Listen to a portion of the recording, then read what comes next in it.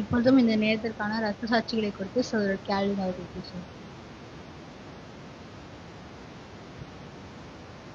தேவனுடைய நாமம் மகிமைப்படுவதாக. எல்லாருக்கும் ஹாப்பி சாபத். இன்னைக்கு நம்ம ரத்த சாட்சிகளை நான் என்ன எடுக்க போறேன்னா, ஒரு பொண்ணை பற்றி தான் பார்க்க போகிறோம். அவங்க பேர் வந்து ரோசாரன். அவங்களுக்கு வந்து 16 வயசு தான் ஆகுது. அவங்க வந்து கடவுளுக்கு ரொம்ப பக்தியாகவும் கடவுளையே நம்பியே இருப்பாங்க. அவங்க அம்மாவும் ரோசாரனும் ரொம்ப நம்பிக்கையாகவே இருப்பாங்க. இப்போ வந்து நிறைய மீட்டிங்ஸ்லாம் அவங்க போயிட்டு வரும்போது அந்த நாட்டோட ராணி ரோஸ் மேரி ராணி வந்து பார்த்துட்டு அவங்க வந்து இவங்களை பிடிச்சி ஜெயிலில் போட்டுங்க, கடவுள் வந்து ரொம்ப வர்ஷிப் பண்ணிகிட்டே இருக்காங்க அப்படின்னு சொல்லிட்டு. அப்போ ஒரு நாள் வந்து அவங்க வீட்டில் வந்து இரவு 2 மணி வந்து கதவை தட்டுறாங்க சோல்ஜர்ஸு. பார்த்தோன்னே சோல்ஜர்ஸ் இருக்காங்க, நீங்கள் வந்து கடவுளையே வர்ஷிப் பண்ணுறீங்க, இது வந்து நாங்கள் பிடிச்சி ஜெயிலில் போட போகிறோம் அப்படின்னு சொல்கிறாங்க.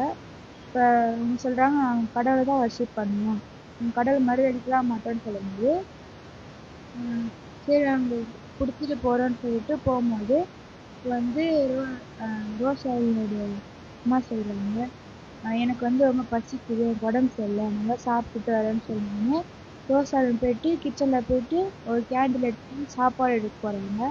பின்னாடி வரையா ஒரு சோல்ஜர் வந்து ரோசாரியோட கையை பிடிச்சி அதில் கேண்டில் வச்சுருப்பாங்கல்ல அதை பிடிச்சி அவங்க உள்ளம் கையிலே ரொம்ப கதையெல்லாம் வெடிக்கிற மாதிரி அப்படியே வைக்கிறாங்க.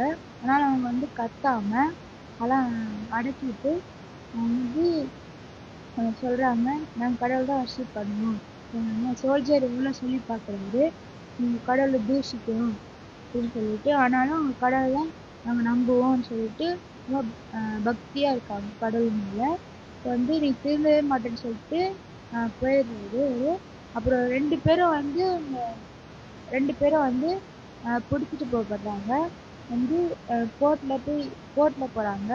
போயிட்டு ஜட்ஜு வந்து சொல்கிறாரு, நீங்கள் வந்து கடவுளை தூஷிங்க, நாங்கள் விட்டுடுறோம் அப்படின்னு சொன்னோன்னே, நாங்கள் தூஷிக்க மாட்டோம், கடவுள் தான் நம்பி இருக்கோம்னு சொன்னோன்னே, இவங்களை போய் ஜெயிலில் போடுங்க, அடுத்த நாள் வந்து இவங்களை போயிட்டு எரிக்க கொண்டு போகணும் அப்படின்னு சொல்கிறாங்க. சொன்னோடனே போய் ஜெயிலில் போட்டு மறுநாள் வந்து எரிக்க கொண்டு போகிறாங்க.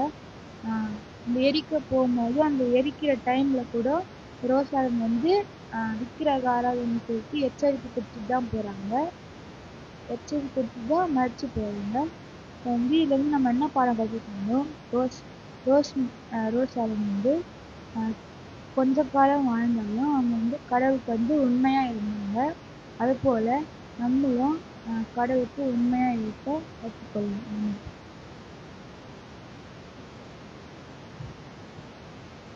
ஸோ ரோஸ் போன்ற பல நபர்கள் ரோஸ் போல எல்லாரும் வந்து கஷ்டப்பட்டுறாங்க. நிறைய பேர் வந்து நம்ம அட்வென்டிஸ்டுடைய முன்னோர்கள் வந்து நிறைய பேர் வந்து இப்படி கஷ்டப்பட்டுருக்காங்க. ஸோ அப்படி வந்து நம்மளுக்கு இந்த சத்தியம் வந்துடுது. அதே போல நம்மளுக்கு இந்த கடைசி காலத்துல வந்து யாரும் ரத்த சாட்சிகளாக மறிக்க மாட்டோம், கட்டுதுன்னு ரத்த சாட்சிகளாக மறிக்க மாட்டோம்னு ஒரு இது இருக்குன்னு. ஸோ அப்படி இருக்கும்போது நம்மளுக்கு ஒரு பெனிஃபிட் என்னன்னா ரத்த சாட்சிகள் நம்ம மறிக்க மாட்டோம். ஸோ அப்படி இருக்கும்போது மறிப்போம். ஸோ மறிக்கும் போது அவங்கள்ட்ட இருந்த காலகட்டம் வேற, இந்த காலகட்டம் வேற. ஸோ அவங்களுக்கு வந்து இன்னும் மோசமாக தண்டனைகள் இருந்தது. நம்மளுக்கு இந்த தண்டனைகள் அவ்வளோ இல்லை. ஏன்னா இப்போ நிறைய ஹியூமன் ரைட்ஸ் ஃபண்டமெண்டல் நிறைய இருக்கும்போது நம்மளுக்கு கஷ்டப்படுறது நம்மளுக்கு வந்து ரொம்ப கம்மியாக பார்க்குறோம். ஸோ நம்ம சத்தியத்தை வந்து உலகமுக பரப்புவோம். ஸோ இப்பொழுதும் தீர்க்கதரிசன செய்தியை சகோதரி ஷெர்லின் அவர்கள் நடப்பார்.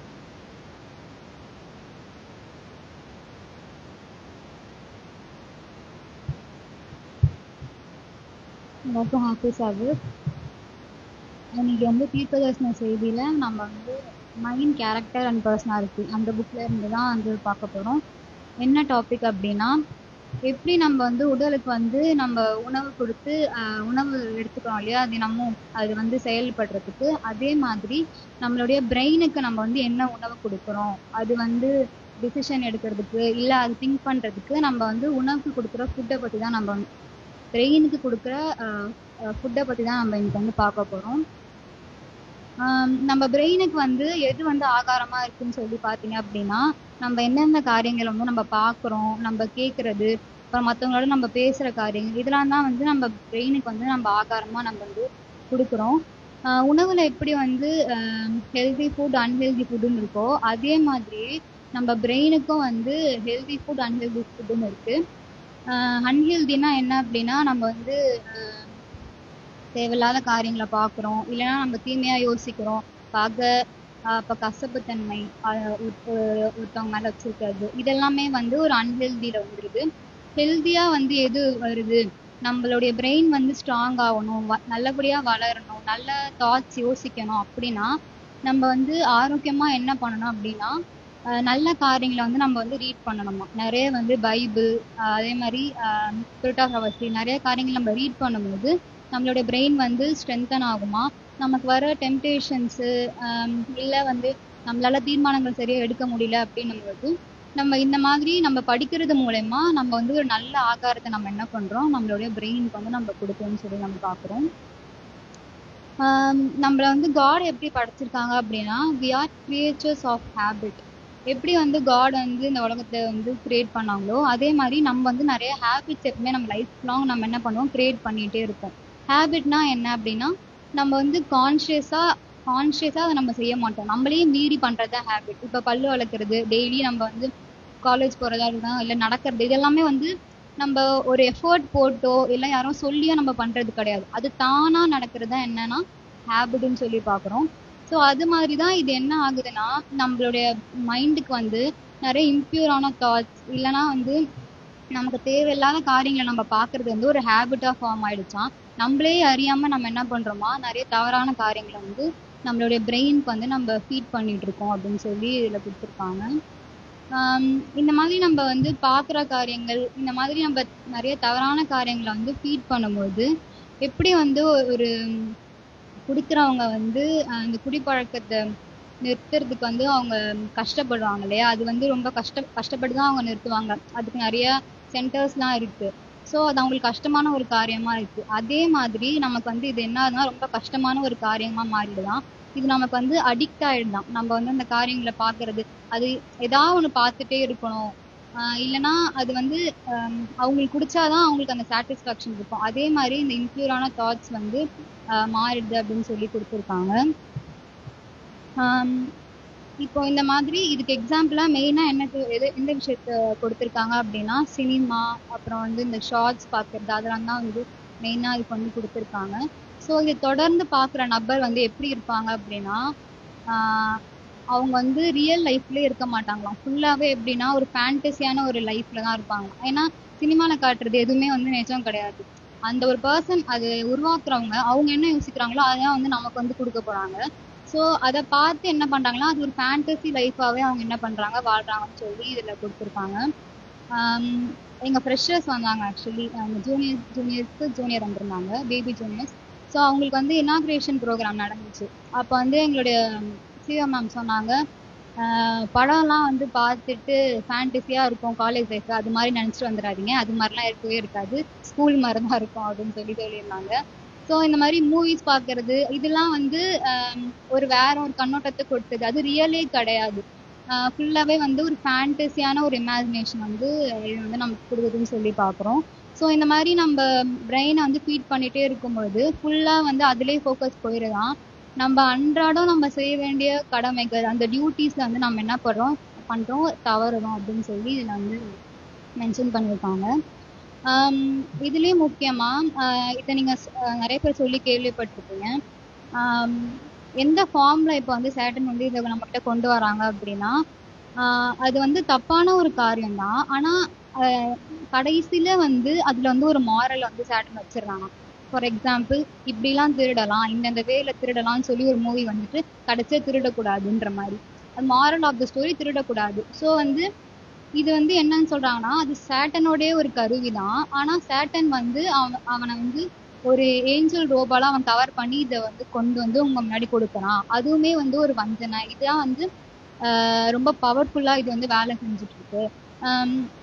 இப்போ நீங்க வந்து சினிமா பார்க்கக்கூடாதுன்னு சொல்லி யார்ட்டையா சொல்றீங்கன்னா அவங்க என்ன சொல்லுவாங்க, நிறைய நல்ல படம்லாம் இருக்கு, நிறைய நல்ல கருத்துக்கள்லாம் இருக்கு, நிறைய அவேர்னஸ் வந்து கிரியேட் பண்றாங்க அப்படின்னு தான் சொல்றாங்க. ஸோ அந்த மாதிரி ஒரு விதத்துல வந்து சேட்டன் என்ன பண்றான், இதை வந்து எல்லாத்தையும் கொண்டு போயிட்டு இருக்கான் அப்படின்னு சொல்லி நம்ம பாக்குறோம்.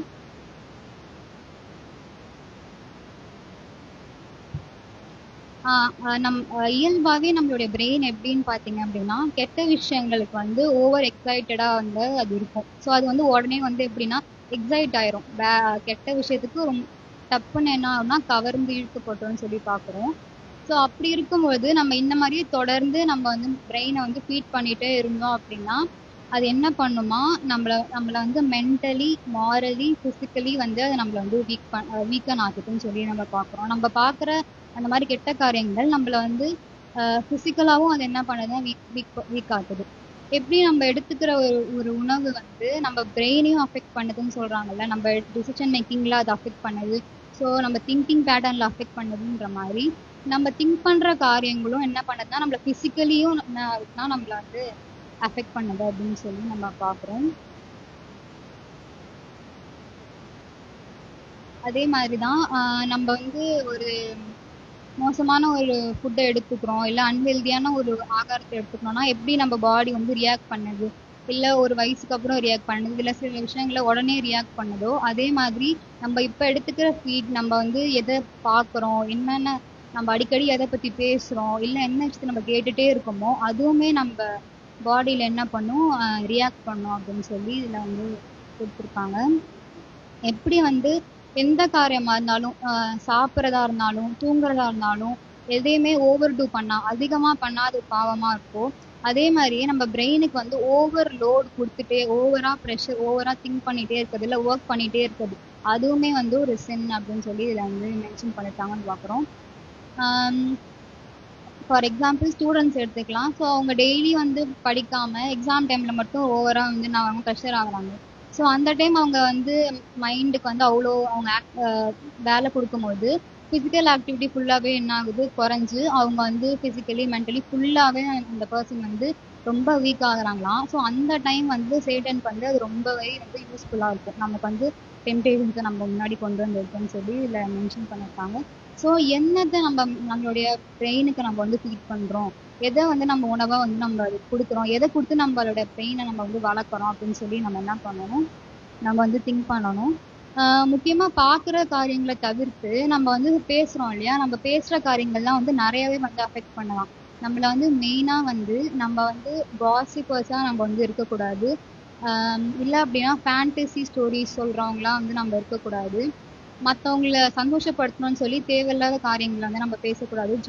ஜோக்கிங் இந்த மாதிரி காரியங்கள்லாம் வந்து நம்ம வந்து தவிர்த்துக்கணும் அப்படின்னு சொல்லி கொடுத்துருக்காங்க. எந்த ஒரு காரியம் பேசுகிற நபருக்கும் கேட்குற நபருக்கும் பிரயோஜனமா இல்லையோ அதை வந்து பேசாதீங்க அப்படின்னு சொல்லி இதில் வந்து மென்ஷன் பண்ணியிருக்காங்க.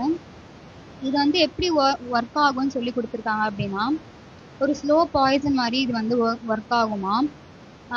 ஒருவேளை என்னுடைய வாய்ஸ் வந்து ஃபுல்லாக எல்லா லேண்ட்ஸ்க்கும் கேட்குற மாதிரினா இந்த காரியத்தை நான் வந்து சொல்லுவேன், கத்தி நான் சொல்லுவேன்னு சொல்லிட்டு என்ன காரியம் சொல்கிறாங்கன்னா, பேரண்ட்ஸ் தயவு செஞ்சு உங்களுடைய பசங்க வந்து என்ன ஃப்ரெண்டை சூஸ் பண்ணணும்னு சொல்லி அவங்கள்ட்டே விட்டுறாதீங்க, உங்களுடைய பசங்களோட ஃப்ரெண்ட்ஸு நீங்கள் சூஸ் பண்ணுங்க அப்படின்னு சொல்லி இதில் கொடுத்துருக்காங்க. ஏன் அப்படின்னா ஒருவேளை அந்த பசங்க வந்து வேர்ல்ட்லி திங்ஸ் மேலே அவங்களுடைய டிசைர் இருந்தா, இல்லை அப்படின்னா கடவுளுக்குள்ள அவங்க இல்லை அப்படின்னா சீக்கிரமே வந்து அது உங்கள் பிள்ளைங்களையும் வந்து பாதிச்சிடும். இது வந்து ஒரு ஸ்லோ பாய்சன் மாதிரி. நம்ம என்ன காரியங்களை அவங்க வந்து ஒருவேளை சும்மா ஏதோ பேசிகிட்டே இருக்காங்க, இல்லை தேவையில்லாத காரியங்களை பார்த்துட்டே இருக்காங்க அப்படின்னா ஸ்லோ பாய்சன் மாதிரி இது ஒர்க் ஆகி கடைசியில் வந்து இது அழிவுக்கு கொண்டு போகும் அப்படின்னு சொல்லி மென்ஷன் பண்ணியிருக்காங்க. நம்ம இது மாதிரி ஃபுல்லாகவே வந்து நம்மளுடைய பிரெயினில் வந்து சினிமா காரியங்களோ இல்லை உலகப்புறமான காரியங்களோ கதைகளோ இந்த மாதிரி காரியங்கள் ஃபுல்லாக நம்மளோட பிரெயினில் நிறைஞ்சு இருக்கும்போது அந்த இடத்துல தேவனுக்கான இடமே இல்லாமல் அது என்ன ஆகிடுதா ஃபுல்லாகவே நம்மளோட பிரெயினை வந்து நிரப்பிடலாம்.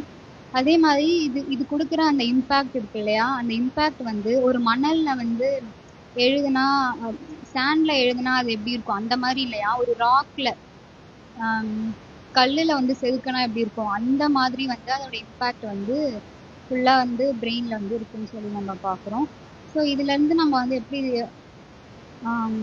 இதுலேருந்து நம்மளை வந்து எப்படி நம்ம காப்பாற்றிக்கிறது அப்படிங்கும்போது நம்ம வந்து ஃபுல்லாகவே வந்து பிஹோல்டிங் வி பிகேம் சேஞ்சுங்கிற மாதிரி நம்ம என்ன பண்ணணும், கிறிஸ்துவ வந்து நம்ம நோக்கி பார்க்கணும். எப்போவுமே வந்து கிறிஸ்துவ பற்றின சிந்தனைகள் வந்து நமக்குள்ளே இருக்கணும் அப்படின்னு சொல்லி அதில் மென்ஷன் பண்ணியிருக்காங்க. நம்ம ஒரு வசனம் வாசிக்கலாம்.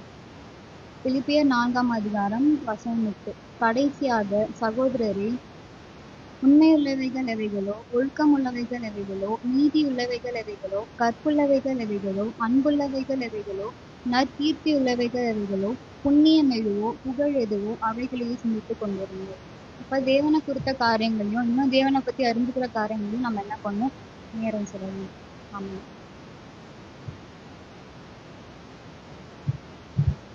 ஸோ மனுஷனோட உயிர் வந்து ரெண்டே ஆர்கன்ல தான் இருக்கு. ஒன்று இதயம், ஒன்று பிரெயின். ஸோ அந்த பிரெயின் குட்டா இருந்தாதான் நம்மளால வந்து குட் செயல்களை நம்மளால செய்ய முடியும். ஸோ அந்த பிரெயின் நல்லா இருக்குன்னா நம்ம வந்து நல்ல காரியங்களை பார்க்கறதா இருக்கட்டும் சரி, நல்ல புக்ஸை படிக்கணும்ன்றது நமக்கு வந்து பார்த்தோம்.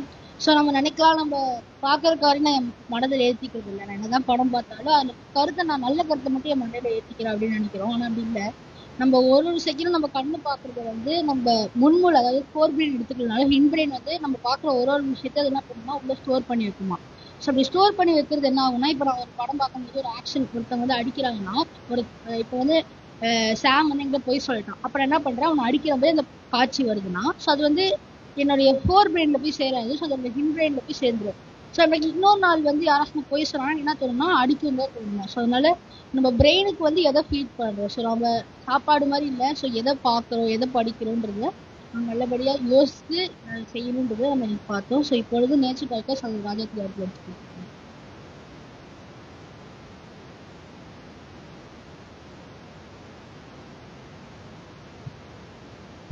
மாத்திரம் இது வந்து நேச்சர் டாக்ல எதை பற்றி பார்க்க போகிறோம் அப்படின்னா, ராக் ஹைட்ராக்ஸ் அப்படின்றத குறித்து தான் பார்க்க போகிறோம். அது வந்து குழி முசல்கள் அப்படின்ட்டு சொல்கிறாங்க. இதை பற்றி தான் நம்ம பார்க்க போகிறோம். அது வந்து ஒரு பாலூட்டியாக இருக்குது.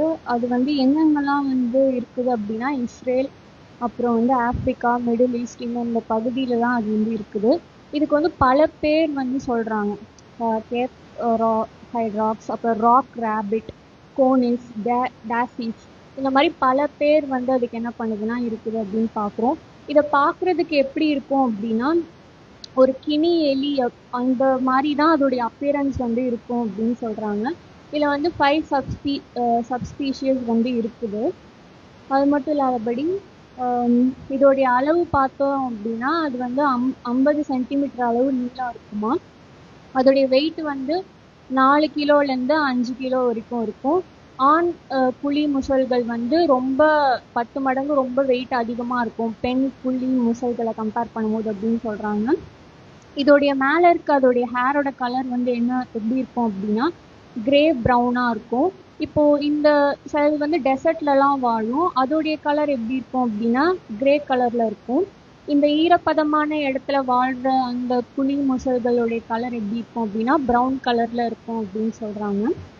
இதுக்கு வந்து எப்படி யானைக்கு வந்து ஒரு தந்தம் இருக்குமோ, அதே போல் இதுக்கும் வந்து அந்த ஒரு பல்கள் வந்து இருக்கும் அப்படின்ட்டு சொல்கிறாங்க. அது மட்டும் இல்லாதபடி இது வந்து ரொம்ப காலையில் வந்து ரொம்ப ஆக்டிவாக இருக்குமா, நைட்டு வந்து சம்டைம்ஸ் தான் ஆக்டிவாக இருக்கும் அப்படின்னு சொல்கிறாங்க. அதோடைய சீசன் கிளைமேட்டுக்கு ஏற்றாப்புல அதோடைய ஆக்டிவிட்டி வந்து மாறிட்டே இருக்கும் அப்படின்னு பார்க்குறோம். அதுக்கப்புறம் வந்து 95% வந்து அது வந்து சன்லே தான் அது வந்து உட்காந்துருக்குமா. அந்த வார்ம்னஸ் வந்து அது பெற்றுக்கொண்டே இருக்கும் அப்படின்னு சொல்கிறாங்க. எப்பயுமே 95% வந்து அது ரெஸ்ட்டில் தான் இருக்கும் அப்படின்னு சொல்கிறாங்க. ஸோ நம்ம அந்த பேர்லேயே பார்த்தோம் அப்படின்னா, இங்கிலீஷில் பார்த்தோன்னா ராக் ஹைட்ராக்ஸ் அப்படின்னு சொல்லுவாங்க. ஸோ அதோடைய பேர்லேயே நம்ம பார்த்தோம் அப்படின்னா, அந்த பாறைகள், அந்த ராக்ஸ் நடுவில் தான் அது ஒரு ஹோல் போட்டு அது என்ன பண்ணும், வாழும்.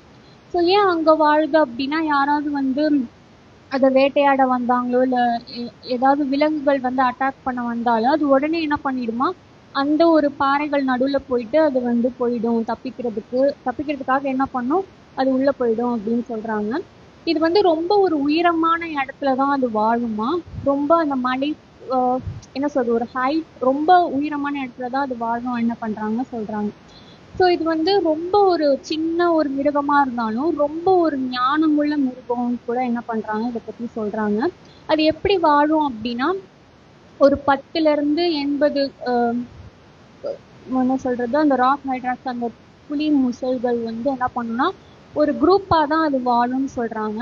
ஸோ ஒரு பெரிய குரூப்பாக இருக்கனால அந்த குரூப்புக்குள்ளேயே குட்டி குட்டி குரூப் இருக்குமா. 15லேருந்து மீன் 5லேருந்து ஒரு 15 வரைக்கும் என்ன பண்ணுமா இருக்கும்.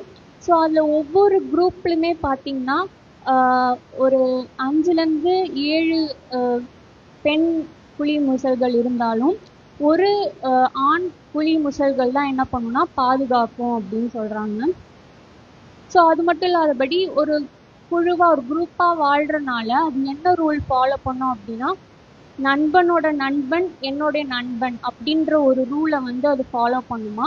அதனால அந்த குழுவில் வரக்கூடிய சில பிரச்சனைகளை இல்லை ஏதோ ஒரு குழுனாலே ஏதாவது ஒரு பிரச்சனைகள்லாம் சிறு சிறு வரதானே செய்யும். இதெல்லாம் தவிர்க்கிறதுக்கு இந்த ரூலை வந்து அது என்ன பண்ணுமா ஃபாலோ பண்ணும் அப்படின்னு எழுதுறாங்க. அது என்னென்ன உணவுலாம் சாப்பிடும் அப்படின்னா எல்லா பிளான்ட் ஸ்பீஷியஸ் இதை வந்து சாப்பிடும்.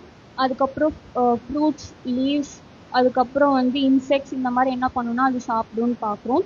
அது சாப்பிடும்போது எப்படி சாப்பிடுமா, ஒரு சர்க்கிள் ஷேப்பில் வந்து எல்லாரும் இப்படி கூடி நின்று தான் என்ன பண்ணுவாங்கன்னா சாப்பிடுவாங்களாம். அந்த ஆண் புலி முசல் மட்டும் இப்படி வெளியில் நின்று யாராவது வராங்களா, வேட்டையாட யாராவது வராங்களான்னு சொல்லி அது பார்த்துக்கிட்டே இருக்கும் அப்படின்னு சொல்கிறாங்க. அதோடைய இருக்கிற இடத்துல இருந்து ஒரு 50 மீட்டர் தள்ளி தான் என்ன பண்ணுமா வந்து அதோடைய சாப்பாடை தேடுறதுக்காக வரும் அப்படின்னு பார்க்குறோம். ஸோ ஏதாவது ஒரு ஆபத்து அப்படின்னா அது சவுண்டு கொடுக்குமா. ஸோ அதோடைய சவுண்டு கொடுத்து இந்த மாதிரி ஆபத்து இருக்குன்னு சொன்னோடனே எல்லாரும் போய் என்ன பண்ணிடுவாங்களாம், மறைஞ்சிக்குவாங்களாம். ஸோ அந்த ஆபத்து போனதுக்கு அப்புறம் தான் என்ன பண்ணுவாங்க, திரும்பி சாப்பிட்றதுக்கோ இல்லை என்ன இதை பண்ணிட்டு இருந்தாங்களோ அதை கண்டினியூ பண்ணுவாங்கன்னு சொல்கிறாங்க. அதுக்கப்புறம் அதால் வந்து இப்போ யாராவது ஒரு விலங்கோ ஏதோ வேட்டையாட வருதுன்னா அதால் கடிக்க கூட முடியும் அப்படின்ட்டு இங்கே சொல்கிறாங்க. ஸோ இந்த ஒவ்வொரு குரூப்லேயுமே வந்து ஆண் புலி முசல் தான் வந்து அது பாதுகாத்துட்டே வரும். ஸோ பெண் புலி முசல் பற்றி சொல்லும்போது அது வாழ்நாள் ஃபுல்லாக அதோடைய ஃபேமிலி கூட தான் இருக்கும்னு சொல்கிறாங்க. ஆண் புலி முசலுக்கு வந்து ஒரு 2 வயசு ஆனோடனே வேற குரூப்புக்கு போயிட்டு அங்கே பாதுகாக்க போயிடும் அப்படின்னு சொல்லிட்டு என்ன பண்ணுறாங்க எழுதுறாங்க அப்படின்னு பார்க்குறோம். அதுக்கப்புறம் வந்து இப்படி அது பாறைகளுக்கு நடுவில் வாழ்றதுனாலையும் ஒரு பாதுகாவல் அந்த குரூப்பில் ஒவ்வொரு பாதுகாவல் இருக்கிறதுனாலையும் ரொம்ப ரேராக தான் வந்து என்ன பண்ணப்படும் அப்படின்னா வேற ஒரு விலங்கின் மூலயமா இது இரையாக்கப்படும் அப்படின்ட்டு என்ன பண்ணுறாங்க சொல்கிறாங்க. இது எவ்வளோ வருஷம் வரைக்கும் உயிர் வாழும் அப்படின்னா 9லேருந்து 12 வருஷம் வரைக்கும் இது என்ன பண்ணுமா உயிர் வாழும். ஸோ இதுலேருந்து ஆவிக்குரிய பாடத்தை நம்ம பார்த்து முடிக்கலாம். நீதிமொழிகள் 30வது அதிகாரம் 24, 26 வசனத்தை யாரை வாசிக்கிறீங்களா? நீதிமொழிகள் 30வது அதிகாரம் வசனங்கள் 24 26.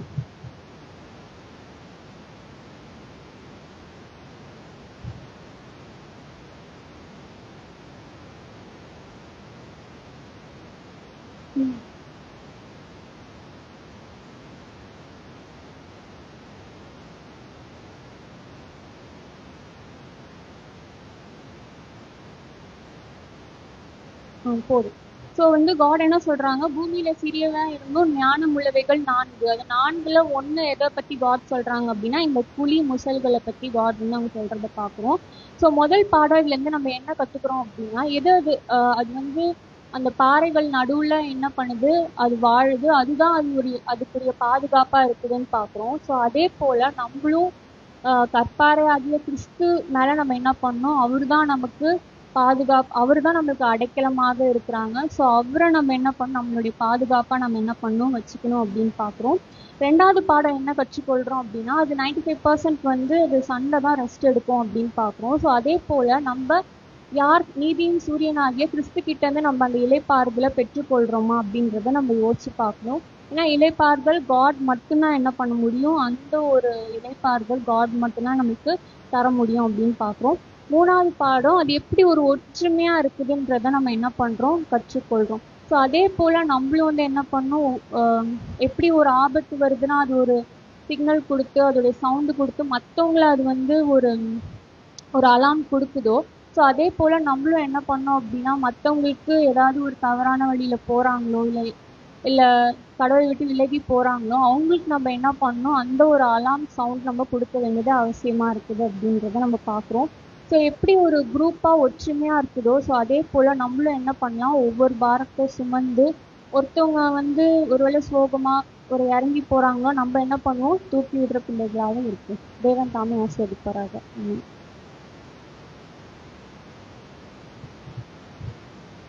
ஸோ இன்னைக்கு வந்து சிப்ளிங்ஸ் கூட இல்லாத ஒரு கேரக்டர் வந்து நம்ம இந்த அனிமேட் வந்து பார்த்தோம். ஸோ என்ன கேரக்டர் சிப்ளிங்ஸ்ல கூட இருக்காது, அண்ணன் தம்பி அக்கா தங்கச்சி, ஒற்றுமை. ஸோ ஒற்றுமையை தான் நம்ம வந்து இன்னைக்கு வந்து பார்த்தோம். ஸோ எப்படி வந்து சர்ச்சுன்றது வந்து ஒரு பிளேஸ் கிடையாது, சர்ச்சுன்றது நம்ம எல்லாருமே. ஸோ நம்ம எல்லாருக்குள்ளேயும் நம்ம வந்து சின்ன சின்ன பிரச்சனைகள் வந்தாலும் அதை தீர்த்துட்டு ஒற்றுமையா இருக்கிறதுக்கு தேவன் தாமே ஆசீர்வதிப்பாராங்க. இப்பொழுது ஓய்வு நாள் பள்ளி பாடத்தை ஒரு மோகன்